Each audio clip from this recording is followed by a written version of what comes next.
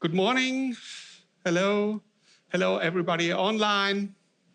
I'm Peter, and I worked for software quality for a lot of my career.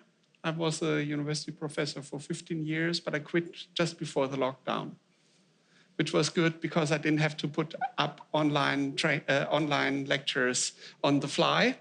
But today I'm doing online lecturing. Now, I worked in the past couple of years with the team of MISRA on the C++ guidelines that were just released last November.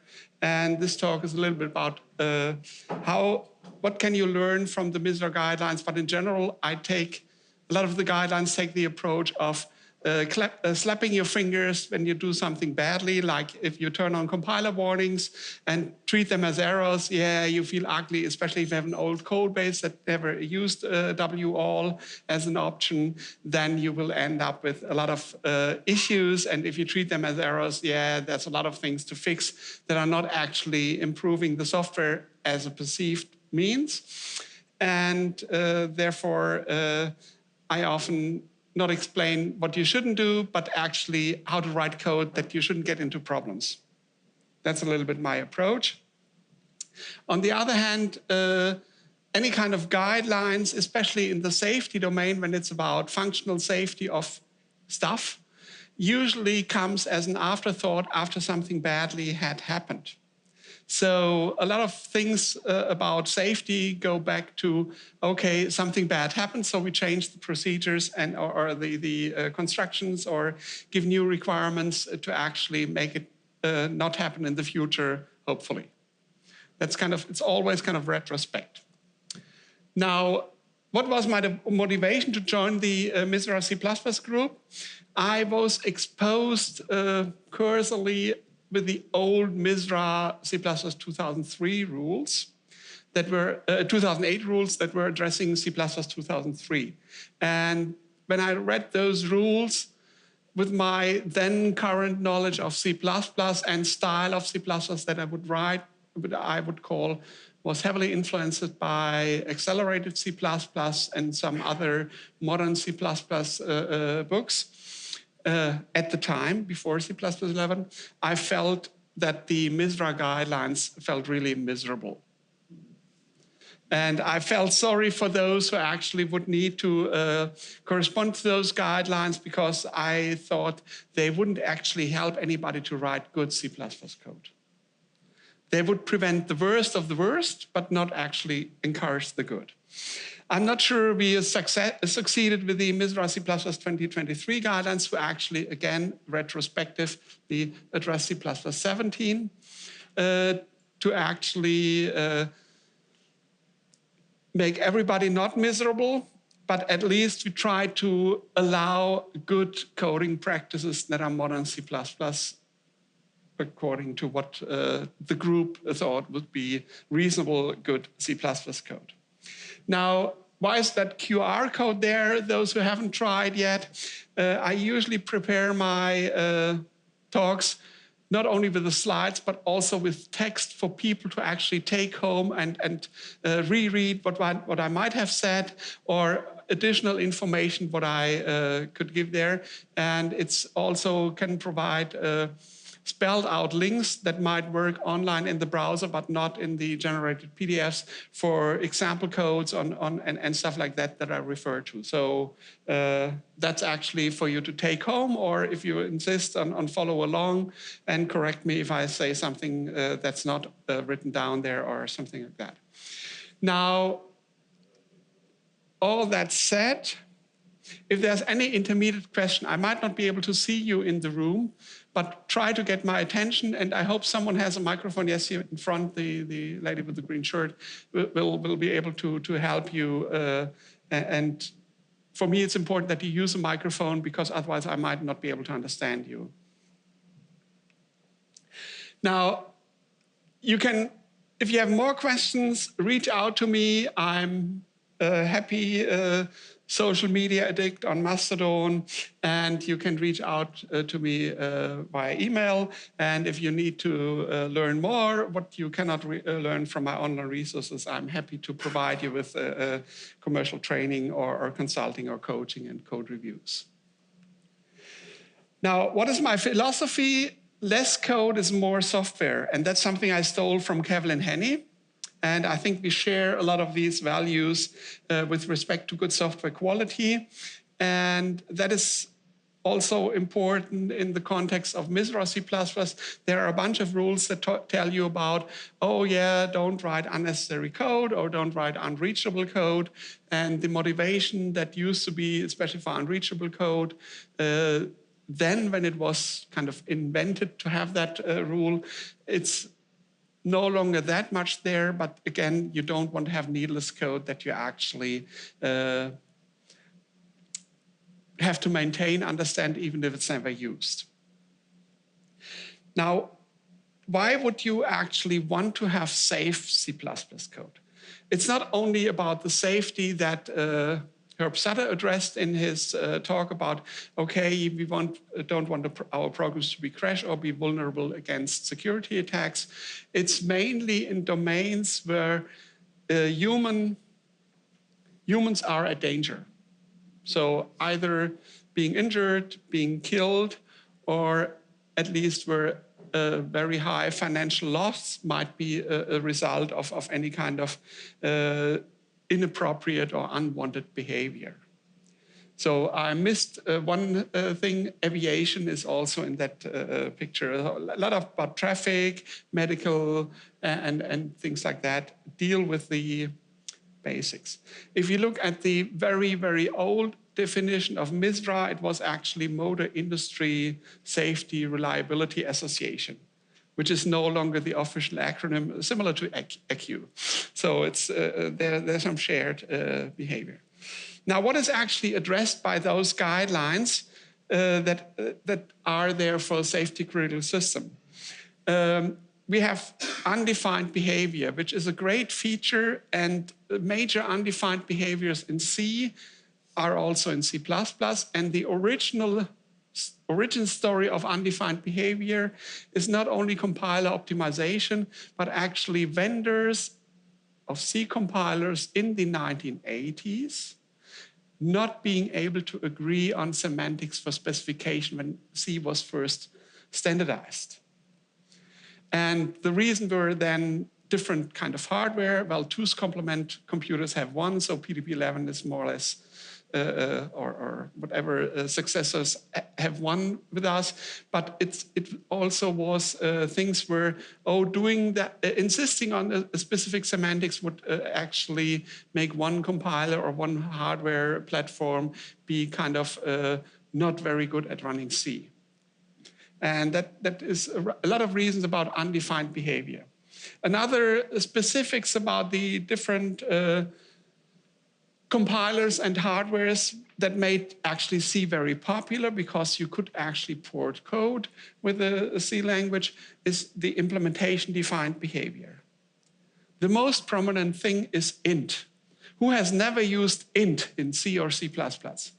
Okay, no hands. Well, there's one hand by the camera guy who, I guess, is not a programmer. Now, the int is a thing that looks great, works great. And if you learn, as a fresh programmer, learn about programming, yeah, int is like integers, so it's kind of numbers, and you can do arithmetic with them and some other extra functions. But actually, int is an implementation specified behavior because it's an approximation of integers, and its range is implementation defined. So you never know if your numbers might might be representable. And in addition, int is a signed integer type, and for signed integer types, any kind of arithmetic overflow is undefined behavior. So int is bad in two of these categories. And then there's a tiny little extra thing that's in the C++ standard, is so-called unspecified behavior. And that is something where the standard is able to actually tell you what to achieve, but is very silent about the exact details on how to get there. That is to give leeways to the compiler or library vendors to actually get their own optimized way of getting a feature implemented. But it's much rarer than undefined behavior. Now that is what's the underlying problematic, and the guidelines try to address to get you away from using any of these things. And a major rule in the C++, in the MISRA-C++ guidelines is don't have undefined behavior, which is reasonable because undefined behavior could make your car crash or your brakes not brake or whatever if you program them in C++. Now, the second big thing about what is, let's say, programming is hard. And programming in a language that has a complexity of C++ can be even harder. So that leads to a lot of misunderstandings. And also people might not have the very best education with the background when they actually have to use the tool like C++, which is a pity because actually if you look at the underlying safety standards like ISO 26262 for automotive systems, they tell you that the person that creates a safety critical component in your car or vehicle actually has to be well trained, well educated for the job. Plus it requires the organizations to have continuing education. So those people who actually attend ACCU or maybe even watch the video, they have the motivation on their own to actually get some continuing education. But I guess everybody in this room or at ACCU, there are at least 100 other programmers in their organization or vicinity or worldwide that don't care that much. And that's one of the big issues I have with any kind of programming happening today, that actually continuing education, learning how to do better, is not ingrained in many of our peers. So misunderstandings can lead to things. Whenever I talk to someone, like in a conference or so, who programs in C++, they might show me either their favorite bug, like Björn asks people to tell him, or they talk about things. When I explain something, yeah, we do it that way, and I tell you, have really thought about that way? Is that really what you intend to do? Do you know what that means, what you're saying there?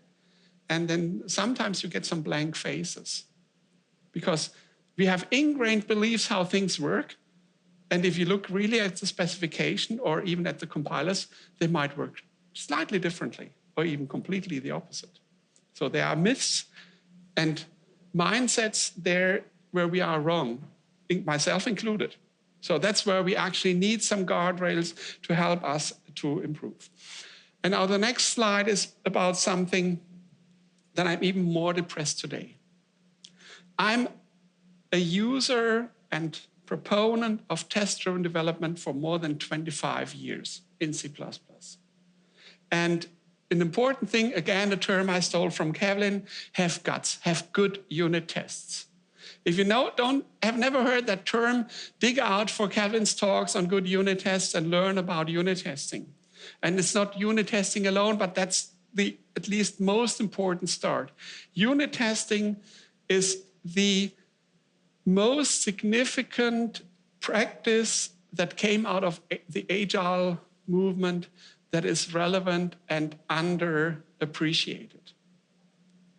It has much more to say than just, oh, our code is tested. No, it helps you with your design. It gives you immediate feedback about changes. It allows changeability. It enables refactoring, and it's so underappreciated.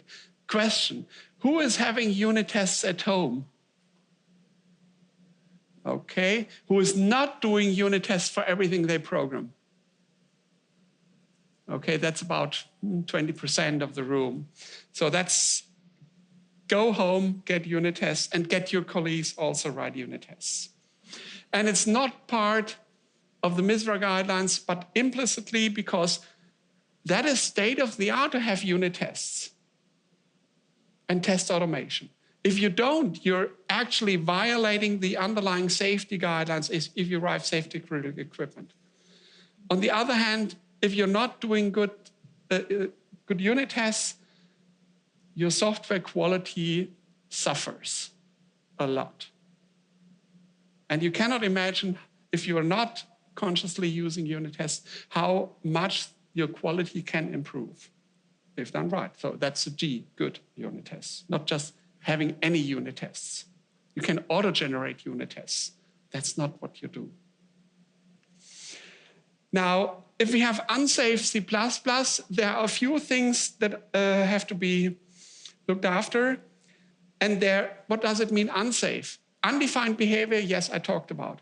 But we also have the situation where we have just not implemented what has to be implemented. And that's the hard part.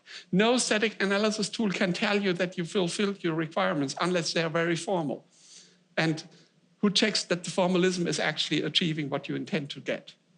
So that's just changing the level of where things can go wrong.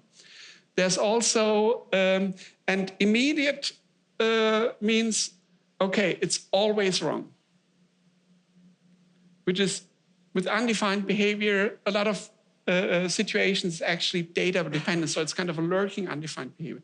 If you have, let's say, most prominent one, a pointer, and you try to dereference it, it depends if the pointer has a valid value. If it's not a null pointer are good, because then at least the runtime will recognize something went wrong, unless you're on a very tiny controller. But if it has an arbitrary value, you might even read or write memory that's not having the data that you intended to get. Now that's data-dependent undefined behavior, but it also can be data-dependent wrong behavior. Now, another area where you have potential unsafe situations is the evolution of code. An assumption that was true when you wrote that code is no longer true. Some of you might be old enough to actually have seen the migration from 16 to 32 bits, or from 32-bit address spaces to 64-bit address spaces, or even larger address spaces. When you assume a pointer is as long as a long, now your host, when your pointers are 64-bit and long still 32-bit. I've done that. Put my own notes.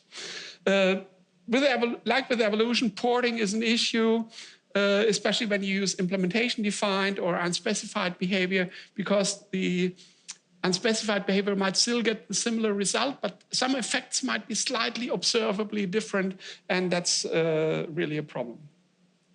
And being able to actually categorize your things. You see, the immediate stuff is very easy with the static analyzer to find, and a lot of immediate problems like returning a reference to a local variable are already warned about by the compilers. There are data-dependent things where sometimes compilers or static analyzers can actually infer that the data flow is actually causing it, that it more or less kind of can be treated like immediate behavior. But then you will have situations where guidelines tell you don't do that, which is not about immediate behavior, but hopefully will reduce the risk of having that lurking or evolutionary behavioral change where things can go wrong. And that's where you might end up with a rule that is not helping you, because you know that your data is in the same, in a valid range, but your static analyzer tells you, well, this is a problematic place, please don't do that. And then that is one of the reasons where you might actually want to so-called deviate from a given rule. So the rules are sometimes intended to be deviated from. And I'm too fast to get there. Now, as a general guideline, especially for the immediate manifestation, turn on all warnings, treat all warnings as errors, and if you really insist on portability, also turn on pedantic warnings as pedantic errors, and the corresponding flags on Microsoft compilers, which I have no idea how to spell. Now, as I said, MISRA came from the automotive industry at a time when they recognized, okay, we are putting more and more software in our systems, and our safety guidelines more insist that we have, let's say, good quality somehow, especially when people get in danger. Consider anti-lock brakes or whatever, which were a few of the early things where at least electronics were used to actually control a safety critical component of the car. Now, if you look at the corresponding safety norms for software control systems like ISO 26262, it asks for static analysis tools. Why did it ask for? Well, maybe because the static analysis tool vendors insisted that this goes into the standard. That's something that could have happened, but also because as programmers we make mistake, and at least the worst mistake shouldn't cause your car to misbehave or your whatever system you're using. Now, it started out with MISRA-C. The first release was rules for C in 1998, and then ongoing, and they even had a release last year as well for addressing C17. So even though MISRA-C 2023 addresses C17, it doesn't address C23, which only will be released. Is it released or will be released this year?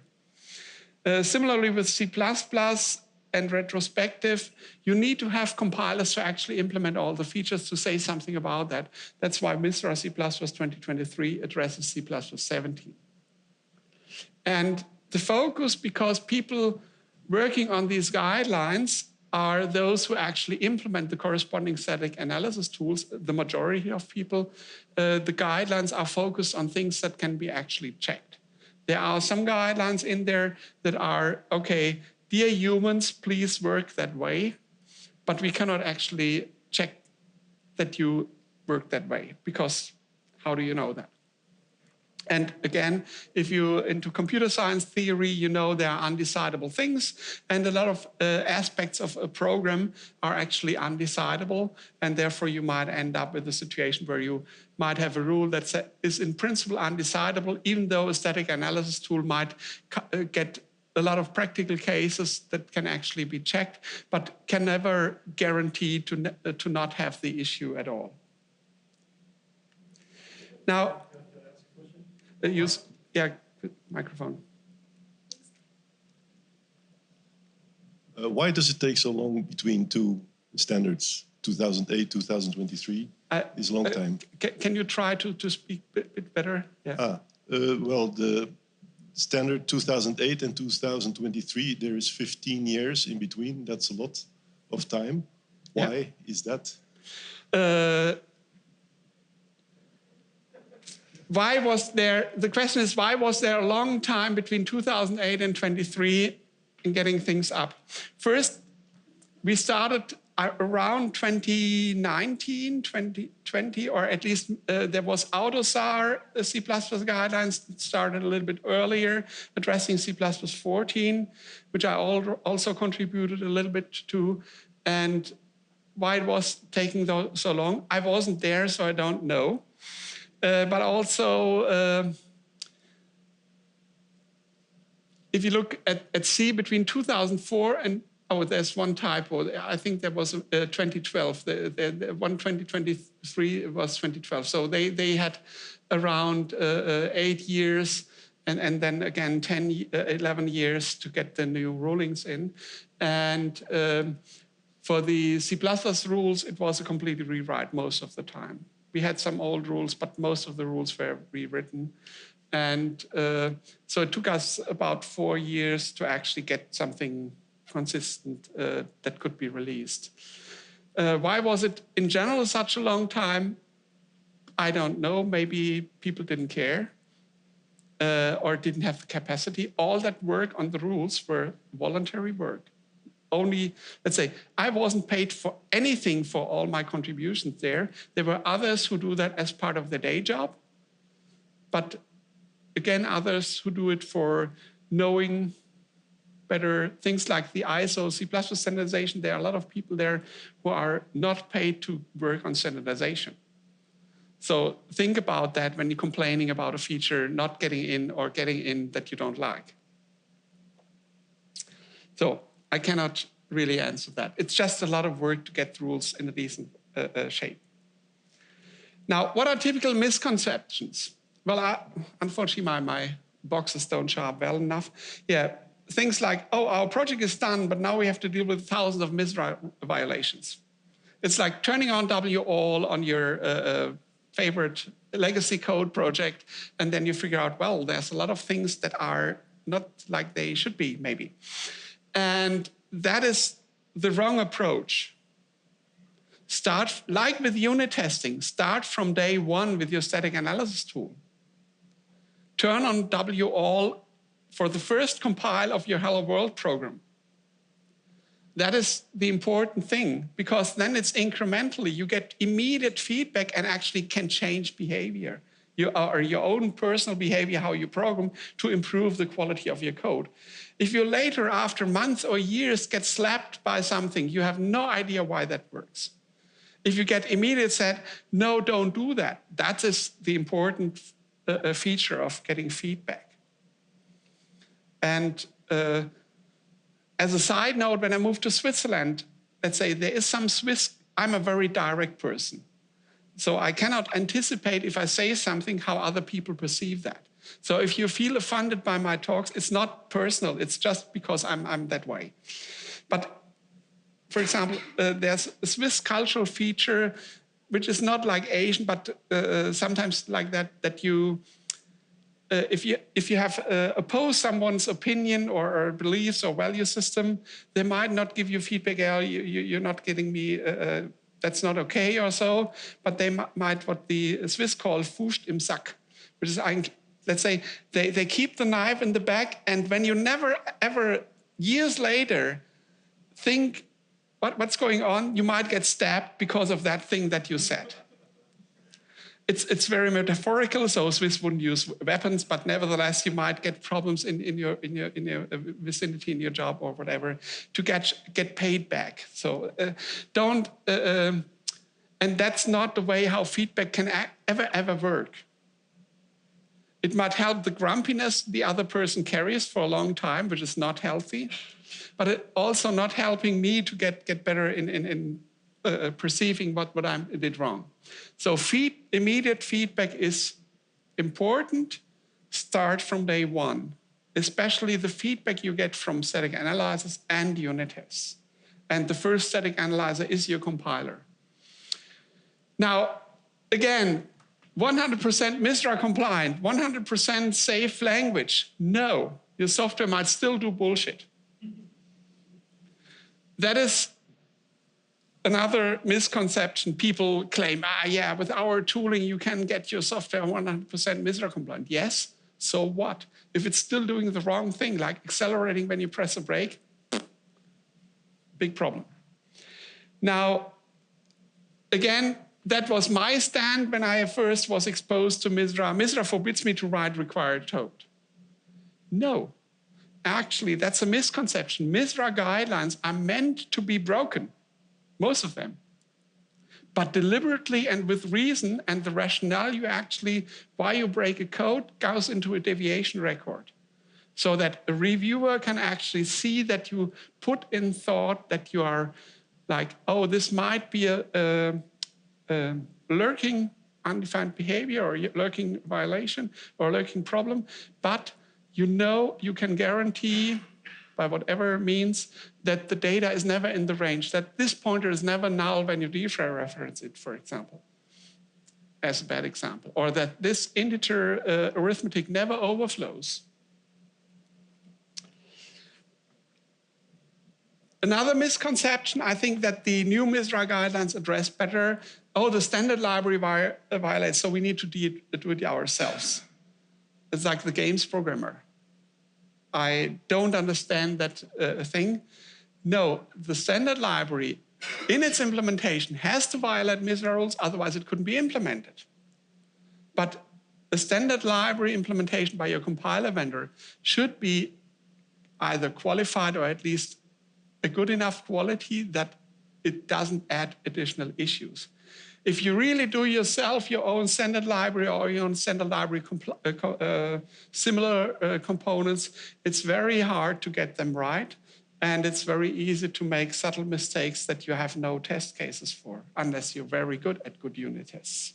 So the standard library can be assumed to just work. And if you really need to have justification that you can use it, you can qualify it, because there's actually an official specification of the standard library called the ISO C++ standard, where people can write formal checks to actually certify that a standard library implementation conforms to the corresponding specification, which is more or less what a certification or qualification of a tooling actually does.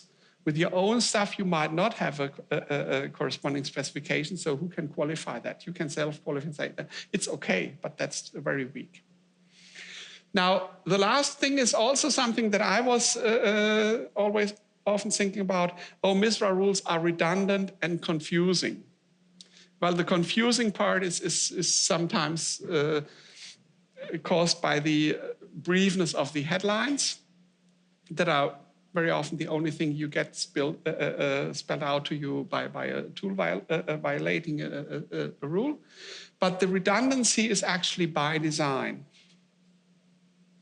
And if you want to learn more details about how to get your code MISRA compliant, if you have to, there's actually a document behind that link, and in the handout you can see the official link to click on that explains how to deal with MISRA compliance, what to do about the different categories of rules. So there are rules that can be checked and directives that by intention cannot be checked by a tool.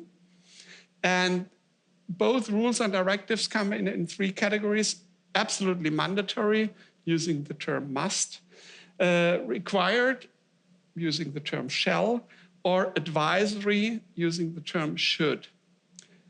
And each rule usually also provides you information if it's decidable or undecidable, which means any kind of tooling will use best effort to get there, but that can never theoretically guarantee freeness of the violation of that rule.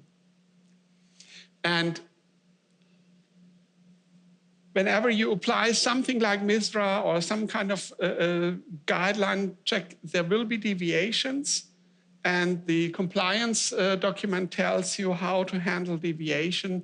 They must be justified, so you must have a reason, not just, oh, I feel like it's good, or let's say my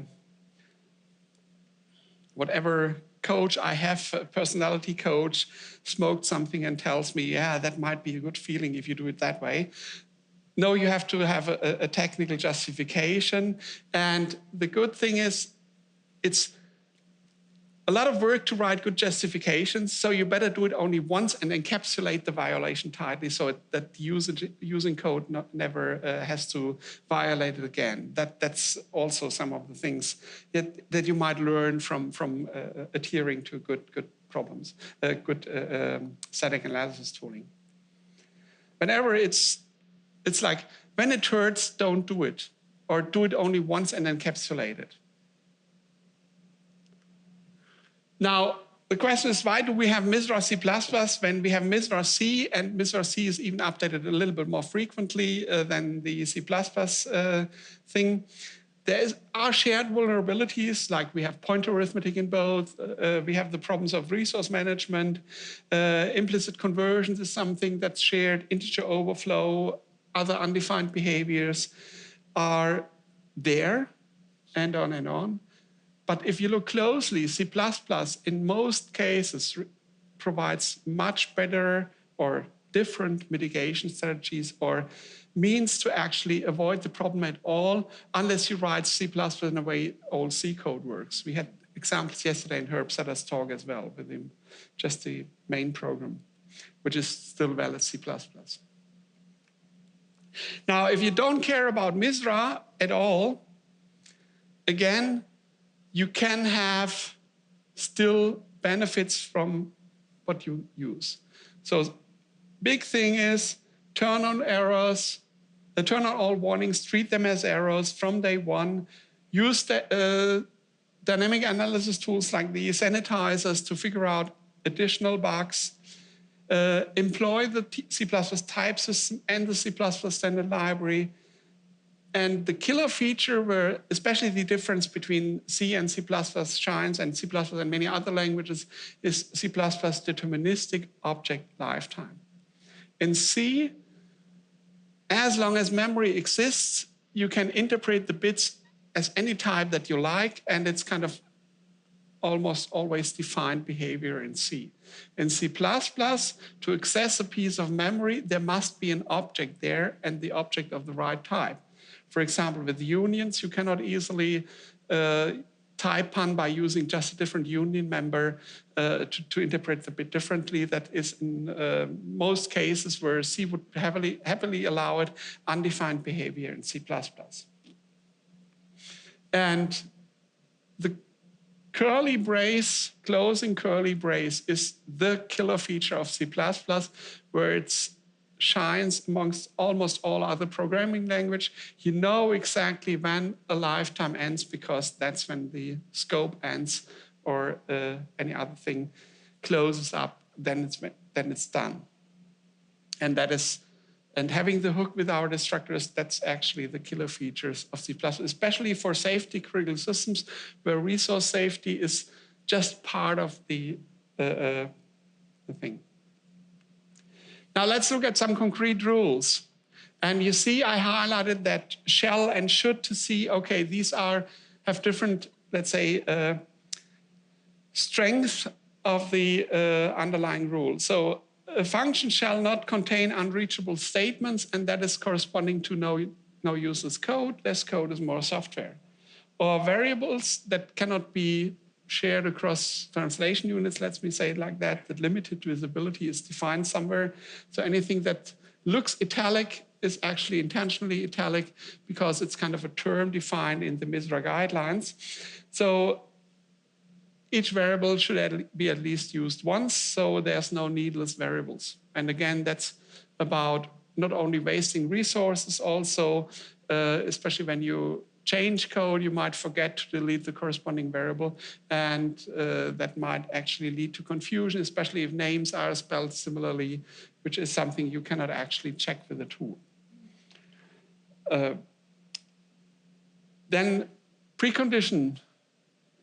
Yeah, we don't have contracts, but even with contracts, there will be preconditions in our functionality, in our functions that cannot be expressed by the language. So if you... How does MISRA define preconditions? The question was, how does MISRA define preconditions? Well, whatever, for example, for the standard library or any kind of library specification says what is a precondition. And this is actually a directive. So that's something that's not tool checkable. So if you, let's say, sort, C standard lib sort has a precondition about the comparison function pointer that you provide. And whatever means that you can actually sort the values. And if that precondition is violated, which is almost always completely uncheckable automatically, you will end up with having violated the precondition. And there's the humans involved. Directives means humans need to ensure that it's that way. But it's still spelled out because that's how you go there. That's still a required thing. It's shall, so it's required. You must not violate that. But again, if you, for example, vector front requires the vector not to be empty. That is something you can actually check at runtime, but not when you get a vector as a parameter. How would you know that it's not empty when front is called? So you need to do code review or whatever to check that, and or either have the precondition check explicitly programmed. If you said, okay, if not empty, then use front, then the compiler or any static analysis tool with a very good flow analysis can actually check that this directive is fulfilled. Now, no undefined or critical unspecified behavior. Sometimes compilers actually define what's officially undefined, and people might wiggle their way around and say, yeah, my compiler is doing like that. It's still morally very suspectable, but again, it's possible to get there. Therefore, it's not a must there.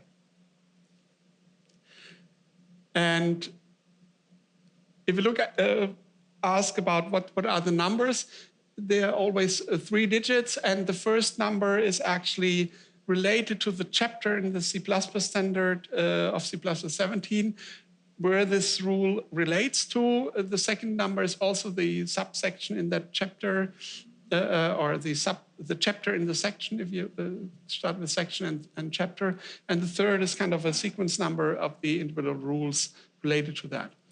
So I have no idea from the top of my head what chapter 4 says, but chapter 8 is something like, oh, I think chapter 4 is the preamble part where things like undefined or critical or unspecified behavior is defined, what that means.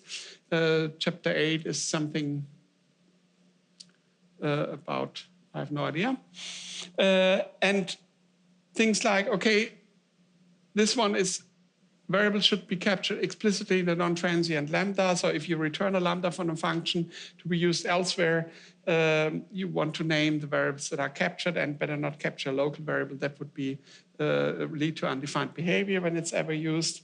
And similar thing, pointer arithmetic shall not form an invalid pointer. That is a best effort rule. It's completely undecidable in general to see that the pointer is actually valid. Now, some examples of seemingly redundant rules. If you look at 681, it says an object shall not be accessed outside of a lifetime. Actually, you're not supposed, object has a defined lifetime, and there is no object when it's not in its lifetime.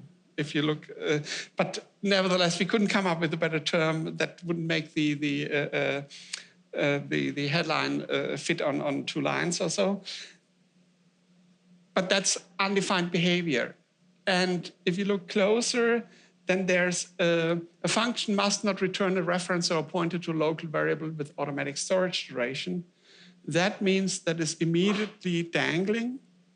And that is actually something a compiler will warn you about anyway, or might not even compile. I think there are people trying to make it not compile. But nevertheless, it might be a little bit more non-obvious. But you see, if we have 681, there is no reason to spell out 682.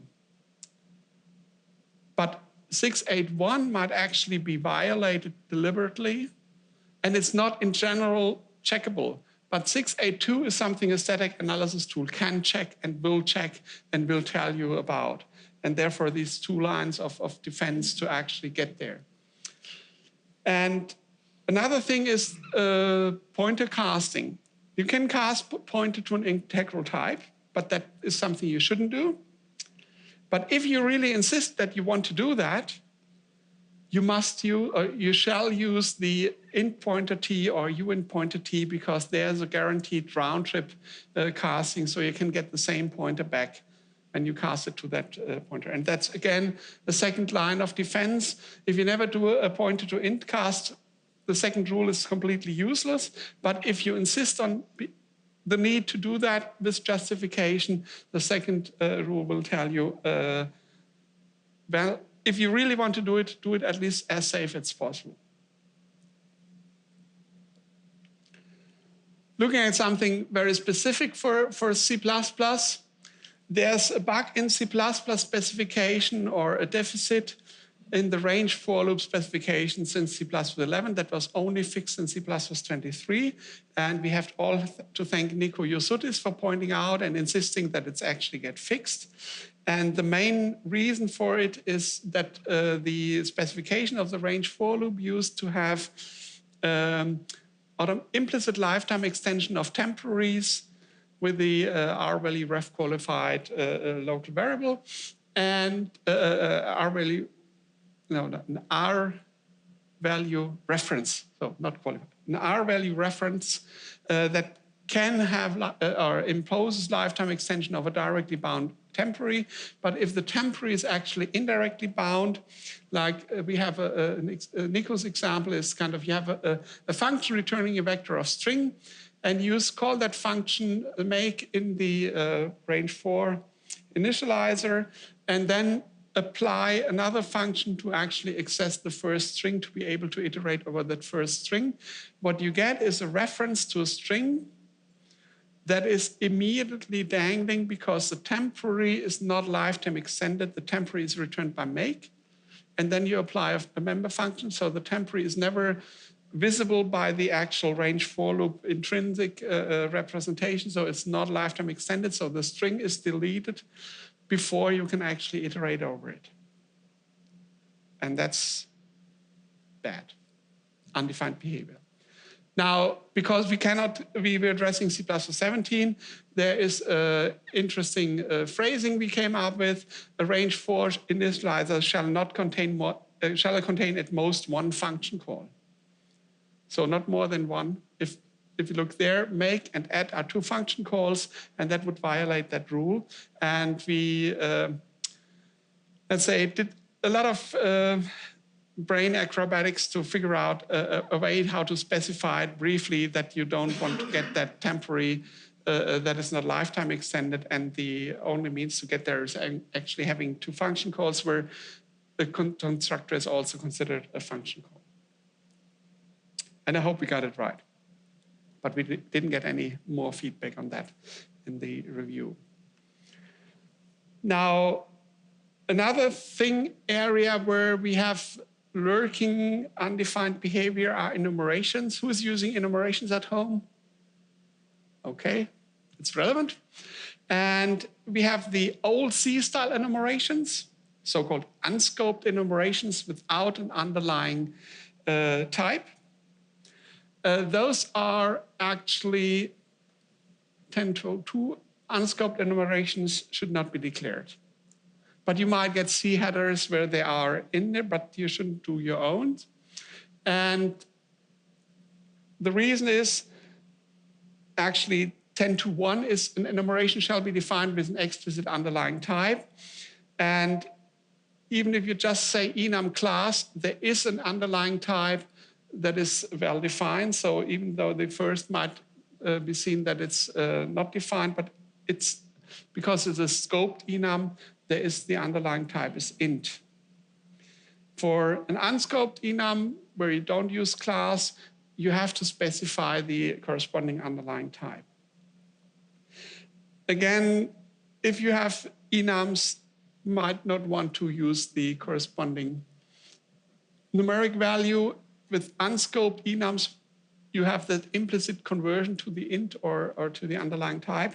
And so you can easily use them in arithmetic expression with the result being an integer. And that's something you want to avoid. And because these implicit conversions might not be what you actually intended to spell. Enumerations are the idea, let's say the mental model is that they actually enumerators in enumeration specify things like state machine states or any kind of representation that has a logical meaning and not a numerical meaning. Okay, that's enumerations. Now, something in general, not only MISRA, is appreciate the C++ type system. That is something I myself, when I was a young, still at university student, and we had to learn Pascal, and then we got real numbers and integers, and you couldn't mix them easily. I was hating that, really hating that. And I said, why is that the case? I would just want, in BASIC, the BASIC interpreter would do that for me correctly. And then came C, and then C, I could mix and match again my integers and doubles, and it just worked. I was very happy. But in retrospect, actually, Pascal did the right thing. I just didn't appreciate it yet. What is a type system? That is also often badly taught. You have these things called types, but nobody really cares. As long as you use int, everything is fine. No, it's not fine. The type system of a programming language actually prevents you from writing meaningless code. It gives meaning to your bits and operations. And that meaning is important because it allows you as a human to understand what is meant, meaning, semantics, which is also a very interesting word. But also it helps the compiler to prevent you writing code that doesn't have a meaning, or where the meaning is very dubious or doubtful. And if you look at assembly language, in assembly, you can do almost everything with the bits you have in the register or in memory, regardless. So only the actual operational code will tell you what the meaning is. And you have to understand what's going on to see what is meant by it. In B, actually, there were words, which is a precursor of C language. And C, actually, a major contribution of C, which was in a timely way, similar like Pascal, was that C had a type system. You have different integral types. You have pointers, which weren't existing in B. You could use every word as a pointer and vice versa. So the implicit conversion to integers was there. And the major thing is in C with structs, you could actually create your own types, which weren't very powerful, but at least they were distinct from all the rest and wouldn't implicitly convert. Like almost all the remaining built-in types in C convert happily among each other, either implicitly or explicitly with just putting a cast on it. C++, Bjarne took it further by providing a stronger type system. Unfortunately, we inherited the C type system from C, and those was never strengthened. And strong means a weak type system allows a lot of implicit conversions, and a strong type system will not have implicit conversion or minimize the use of implicit conversion and maybe even prohibit a lot of explicit conversions as well. And then there's languages like Haskell where people tell you, well, if your code compiles, it's correct, because the type system is so strong, and maybe you need to have so big brains to actually be a good Haskell programmer that once the compiler tells you your code is good, you know you didn't make a big mistake. Now that's a type system. Now let's look at one of those interesting types that we inherited from C, which first is implementation defined, but it also has a lot of undefined behavior because overflow of signed integer arithmetic is undefined behavior in C++. Now, big quiz. What is the probability of undefined behavior of this expression? X being an integer variable and divide it by 0. Should be easy. Shout out. 100%. That's good. Now, more interesting, X divided by Y. Then both are integer variables or values.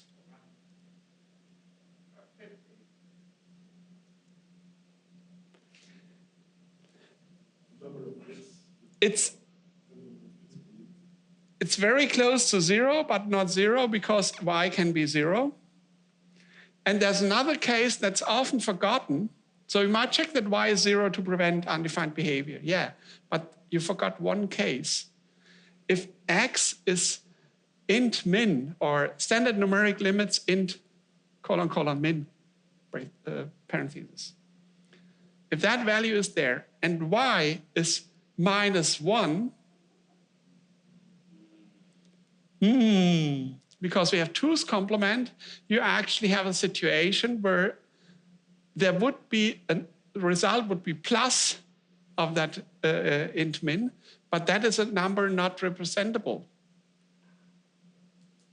And that is a case whenever you have checks integer arithmetic not divide by 0, also make sure that you never divide int min by -1, because that's also undefined behavior.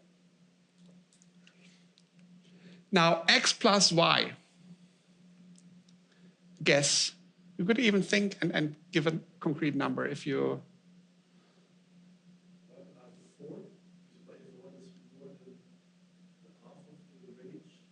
The percent, say it again, 35 or 25? 25%, exact, correct.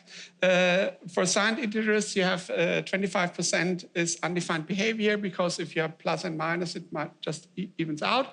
If you have unsigned integers, you have 50% overflow chance with random numbers. Now, that is the interesting part. X times Y. 99%. Timo has seen that talk. It's actually 99% is too low. It's 7 nines for 32-bit integers. 99.99999. So it's almost a sure thing that multiplication of two arbitrary integers overflows if they are really random. Consider that if you have, for example, a sensor input that you multiply by a factor, and those are integers, usually from sensors, without first sanitizing the input. Because you might end up with undefined behavior. And sensor input, that's all kind of input, needs to be sanitized.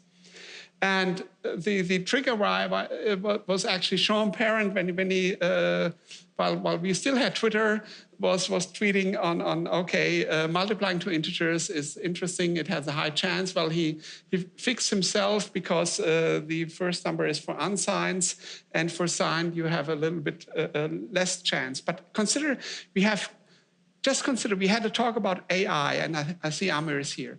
Consider an optimizer based on AI. It's all about statistics. A statistics that tells you 7 nines probability of being wrong, well, I just consider it undefined behavior, throw away all multiplications. Unless I can prove that by data flow analysis that the data is in a range that doesn't cause undefined behavior. So that's something to think about. First, about AI. Sorry, Amir. And second, about whenever you try to do integer arithmetic with signed integers. And again, you get the exact numbers in the handouts if you download them. Now, built-in types are evil. Built-in types are evil.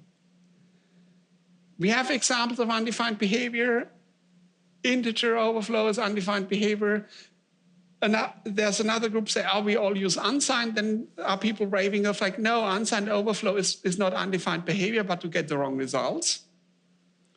Where typically electrical engineers are very happy with the wrong results because that's how they work. The bits just wrap around, that's good. But if you really want to compute something and then get a completely off result because you subtract a larger number from a smaller one, and now it's a very, very big number, the result is also not exactly what people might want to work with. Now, division by 0, that's the well-known case, but don't forget the division by -1 of int min. Now, another curse we got from, I think that was also C. I believe pre-standard C compilers sometimes were always treating unsigned values as unsigned, even when promoted to a longer type. But the standardization process changed that unsigned short might be converted to signed integer if it has a lower conversion rank than int. And that changed, you might have variables using u in 16t in your 16-bit machine, fine, because their unsigned and int are also 16-bit, so there's no promotion to signed integers.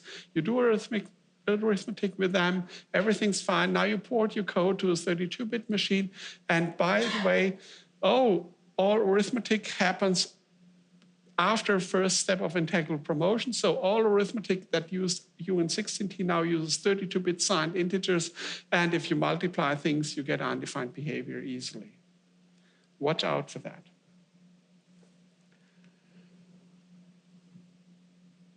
After learning all this, I thought, can there be a remedy? That's a little bit of self-promotion, but you can DIY at home. It's possible in C++ to write created types for integer replacement that don't have this undefined behavior. And first, that don't have these silent integral promotion or so-called usual arithmetic conversions. Has anybody heard usual arithmetic conversions as a term? Those who work in the standard.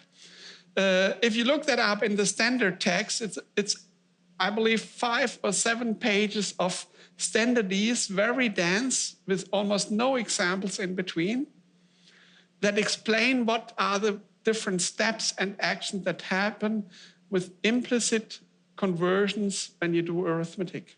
There's one part is all the promotions, and then you have the usual arithmetic conversions. And it's really hard to remember all the rules. Most make sense, but the implicit conversions, you end up with interesting effects. And therefore I tried, can I have something? There are safe numeric libraries like Boost Safe Numerics who put everything in a class type. Now we unfortunately have compilers that have an ABI for class types that passing a class object to a function is really inefficient. And int would go in a register. And my solution was to use enum class types that also go in the register because the compiler treats them as ints internally. And we have operator overloading, and we might even have concepts to wiggle around to get around all these implementations. But I also have a version that works with C++17 with enable if and templates to get there. Now I started out with one implementation that does always wrap and never promotes unless explicitly asked to convert. And that's called PSS safe int, so Peter Sommerlad simple safe integers. And a friend of mine, that reads like piss int. So that safe goes away. If you look at the namespace, it's PSSSS int, and then the nickname piss int stand there. Maybe it's not what you would use as a name officially. I have similar implementations of the same with the same strategy.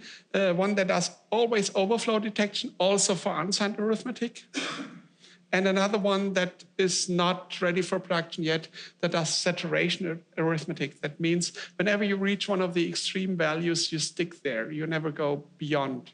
You might go down there again, which is, I'm not sure how useful that is. I've seen uses of saturation arithmetic often with much shorter integers than the regular types, like having just 10 bits for saturation, because that's the range of your sensor input, for example. How would you do that? That's almost one-to-one copy of the source code. You have an enum class type where you specify the underlying type and have no enumerators.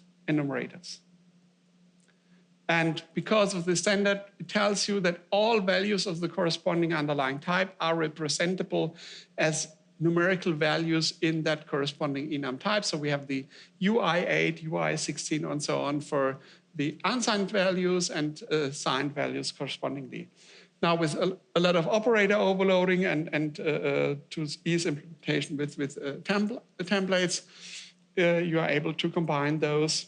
And I think I implemented some promotion along the signedness, so you can use combine an UI8 with a UI16 and still get a UI16 result. So what you would expect from the usual arithmetic conversions, but you never go to UI32, even if your machine would be a a 32-bit machine, like you would go do with the regular built-in integers. With that, we also can have user-defined literals. If you haven't seen that, in C++20, we can use const eval, and before you must cheat with a const expr. And now you have the UDL, you check with the numeric limits, and to fit the code in the slide, I deliberately used the unsigned version, because otherwise you have to check that it's within the limit of the minimum and the maximum, or actually not, you would check of the maximum only because you cannot have negative numbers as input here. And then I use a trick I was introduced by Scott Schur to actually throw from a const eval function, which means it wouldn't compile if the number is too big. Using that, we can actually create our pisint numbers. For example, the hex FF00 UI16 will give us whatever that number is. And if we try with 1 bit too much, and then it wouldn't compile. Also, if we try to get a large regular integer and construct a corresponding the type UI16 would also fail to compile because the narrowing would be detected, even though we don't have constructors. Just use always curly braces when constructing numbers or values, because then the narrowing detection is given to you by the compiler. Quick interruption, questions? Good. There's more evil in standard types. And there have been talks by me, by Björn Fahler, and Jonathan Müller. We're all here. We all have our own strong type libraries, but the motivation is there. We have these integral promotion, usual arithmetic conversions. That's something you can get rid of. But even then, what is 42, the meaning of 42 in your program? And that is where you lack actually the meaning. The built-in types can do a lot of things, but they usually provide a lot of operations that have nothing to do with the actual meaning in your program. And therefore, you use them as building blocks to build your own types, representing that in your program. So use strong types. MISRA guidelines try to address some of these things. I think most important to memorize is don't convert to and from bool. I've seen people using bool variables to do in multiplications. Well, they cannot overflow, that's a good thing. But it's not really helpful and very confusing to save that if. A good compiler will do anyway in a way that is optimal, even if you spell out the if there for different operations in a computation. Also, because of the implementation defined behavior, the standard integer type names should not be used, but the actual, those that tell you the number of bits that they are using for representation, if possible. And then there's integral promotion and implicit conversion shall not change the sign as of an operand. That is also a helpful thing to actually avoid these issues about multiplying two unsigned shorts and then get the problem of undefined behavior due to, because the multiplication is happening as signed integers. And there's another thing where, if you look closely, that assignment is again italics. And we figured out now for the next revision, we will use a better term than assignment. I forgot which term, but it's about all situations where you have a target type, like when you initialize a variable or assign to a variable or pass something as a parameter to a function or even return something from a function where you have a given type and want to put a value in there. And that is where implicit conversions happen in C++. And where you want to actually avoid bad implicit conversions that either truncate values or change the actual value because you have a change of signedness in the input to the output. Now I skip over strong typing is given in the MISRA-C++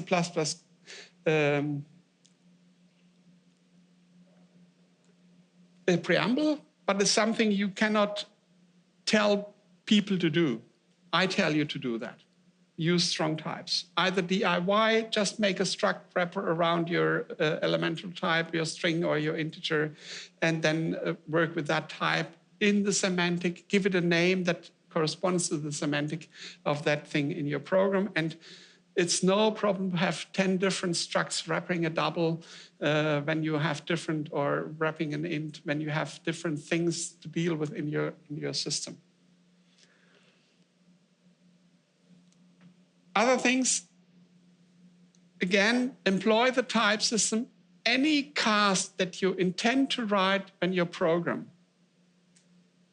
is an indication that your design might be wrong or can be improved. Maybe not wrong, it might be pragmatic, whatever that means, but it can improve. So typically, whenever you need a cast, means that somewhere in your type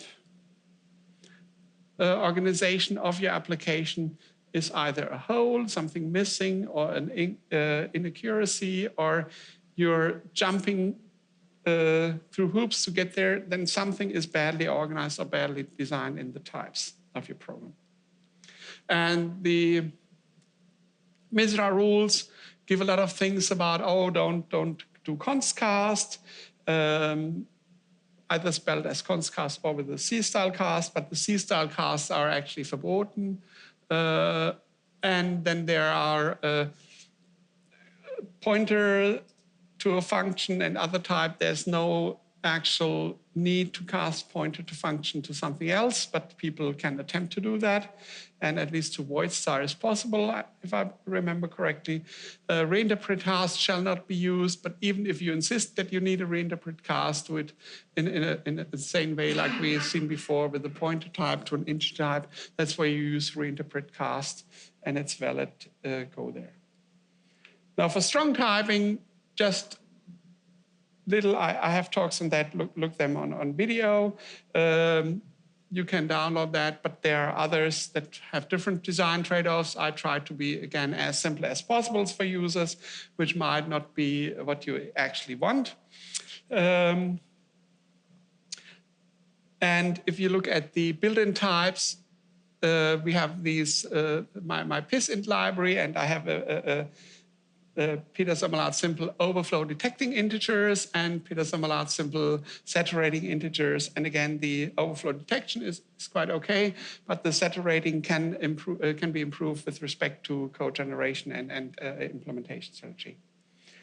And if you do Bitfields mapping to anybody doing let's say bit mapping of hardware registers to programs, a few, yeah.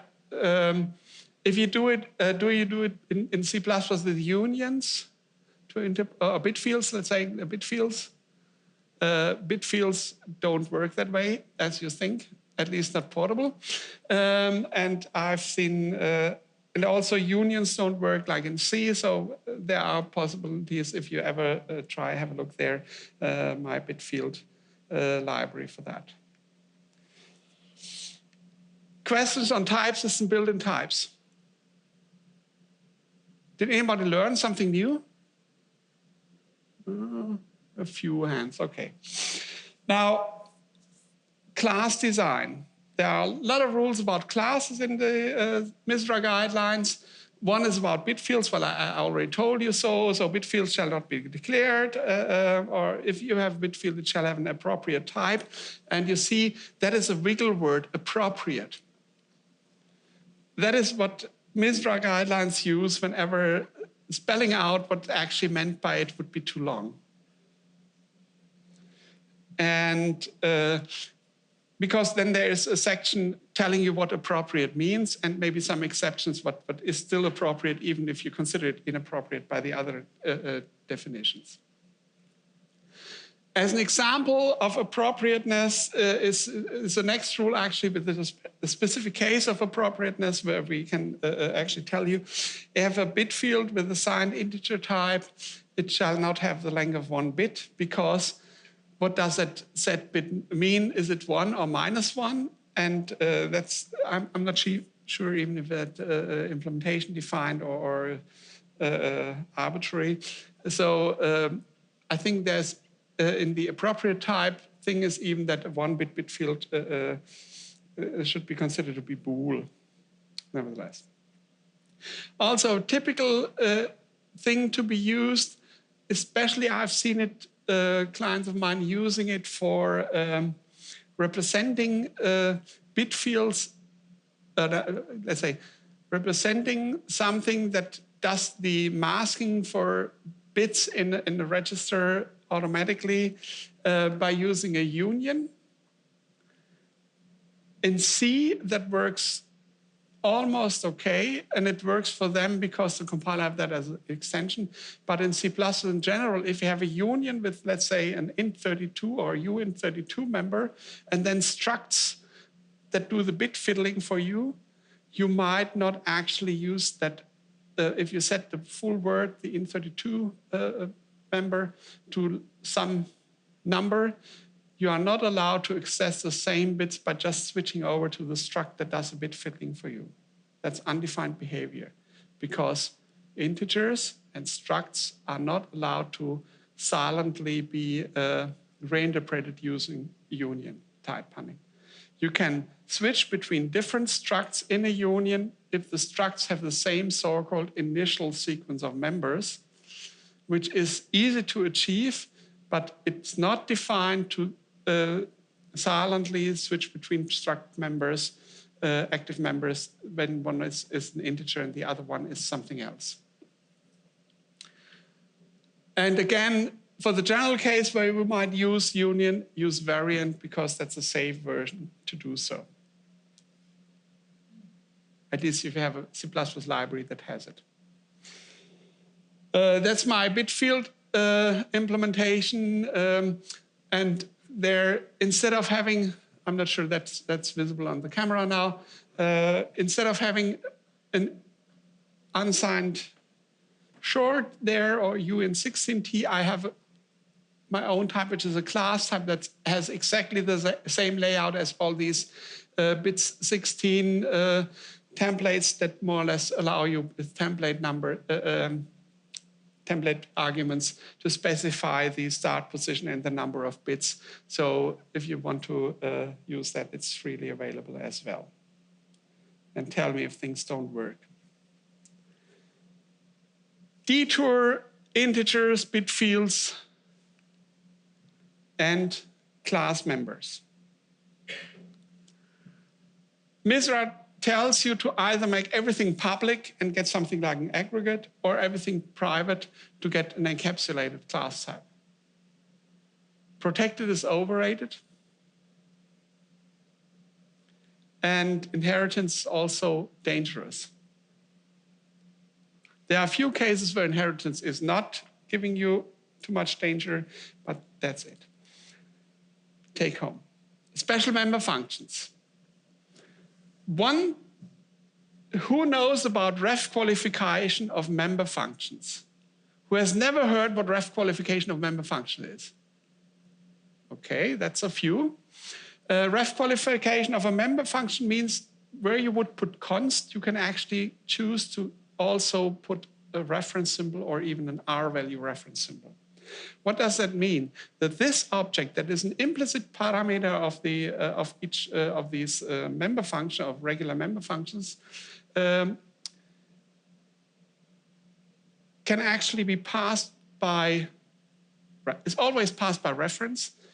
If you don't spell anything, you can call a member function on an L value or on an R value. So even a temporary can be used with an unqualified member function. If you put that reference symbol there, the L value reference symbol, you can only call that member function on an L value, means it cannot be a temporary. Now, looking deeper, if you have a built-in assignment operator, like the copy assignment, that is defined to not be ref qualified. So on the left-hand side of the assignment operator, you can actually use a temporary object and assign something to it. That is not really a bad thing to do, but the result of that assignment is then returned as an L value reference. So you can use the built-in assignment or compiler-provided assignment operators to create an L value reference to a temporary, which is a big hole in the type system. Okay, nobody will use that code, but in principle it's possible. And the simplest piece of code, the smallest piece of code to show you the issue that's behind that.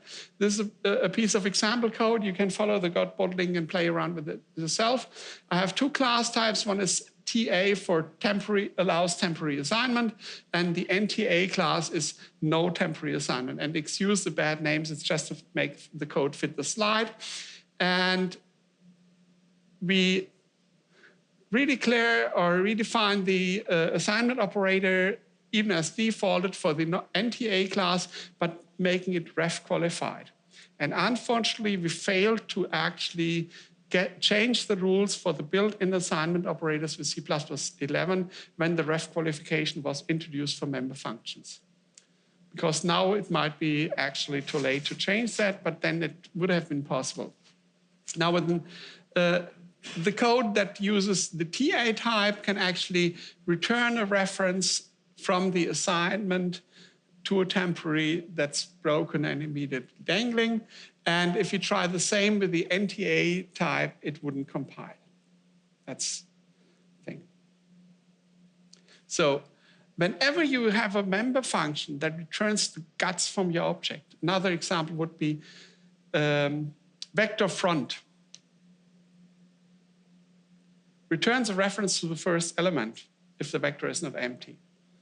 You can call vector front on a temporary, like we've seen in the range 4 example before, and that would mean that you end up with a dangling reference. As long as you're in the same expression, that works. But once you're outside of that expression, boom, as we've seen with the range 4. And that is problematic. So if you write your own class that return parts of your object or star this, ref qualify, and that's what this 684 rule has in there. Now we can talk a lot more about member functions and appropriately. And to actually get there, I refer you to my previous ACCU talk on what classes we design and how. I think it was 2022 when we all were online. So watch that video there, and we skip over those things, what appropriately means. And I explained there about all kinds of types, like we have values, and values should be appreciated. Make your own types as values. We have relationship types or relation types that can dangle, which require perfect attention by programmers. And we have that strange polymorphic type is virtual. My personal style is to use virtual for type erasure, and very rarely when you actually need that unlimited runtime extendability that virtual provides you. If you use virtual a lot in modern C++, it might be a mistake to do so. We have templates for static variability instead of dynamic variability. And I also introduced manager types that do all the cleanup that we are used to. And if you want to learn more, go there, watch that video.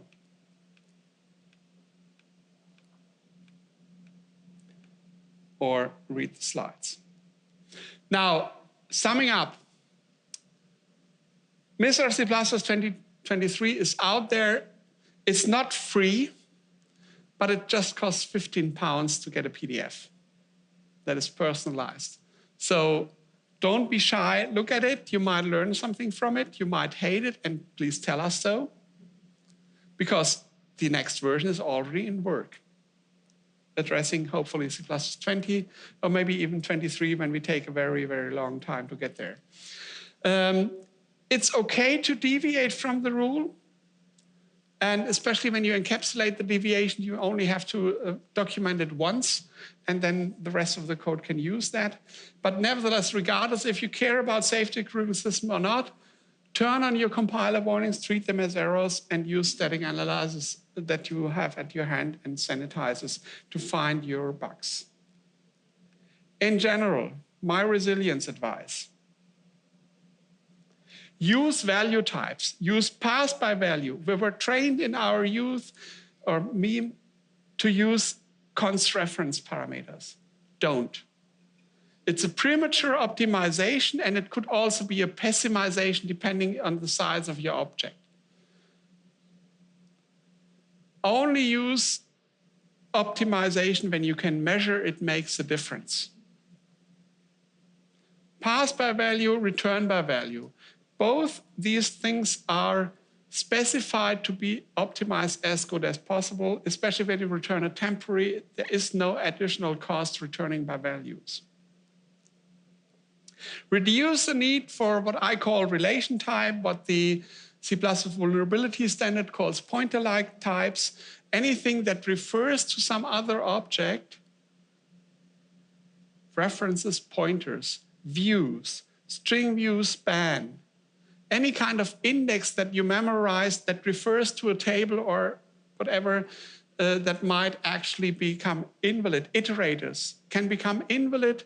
Anything that relies on the existence and state of another object to be actually valid, those types should be minimized. We cannot get rid of them, otherwise we wouldn't be able to have side effects or do other useful things, but reduce their need and only use them as parameter types calling down the call chain. Be very conscious about returning them from functions. Use application-specific strong types, and even if it's just a struct wrapping a simple value, it's distinct from the underlying type of that value and would prevent implicit conversions. Do something about error handling. That is something I taught on Tuesday. If you're really quick, you might still get a seat next week in Madrid at the Using Standard C++ conference, where I give the similar tutorial to what I did on Tuesday. Otherwise, you can hire me for things like that to learn about that. No legacy loops. We almost got that into MISRA-C++. It was just killed by the reviewers. We might try to sneak it as a directive in the next version. Learn about manager types, watch my other talk. If you look at the online, treat compiler warnings as errors, I said that. Encapsulate the bad stuff, so you only have to deviate once for something. And like, if you need arbitrary variability, use type erasure and encapsulate that. That helps a lot, like standard any would do that. But in a domain-specific situation, and find and use appropriate libraries. Not always DIY is the best thing. And remember, have guts.